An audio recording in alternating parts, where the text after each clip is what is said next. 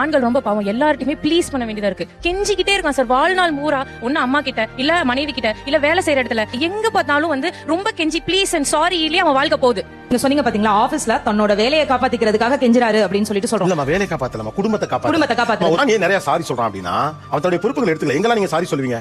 உங்க வேலையை நீங்க சரியா செய்யாத இடத்துல சாரி சொல்லணும் சார். அப்படி மட்டும்தான் சாரி கேட்கணும்னு இல்ல சார். நம்ம மேல தவறுகள் இல்லாம அந்த உறவுகள் நீடிக்கணுங்கிறதுக்காகவோ, இல்ல அந்த இடத்துல அந்த பிரச்சனையை வந்து சால்வ் பண்ணணும். எனக்கு இந்த ரொம்ப டென்ஷன் எனக்கு வேணாம், ஒரு சாரி சொன்னா அந்த பிரச்சனை முடிஞ்சிருமா, சொல்லிட்டு போறேன், அவ்வளவுதான்.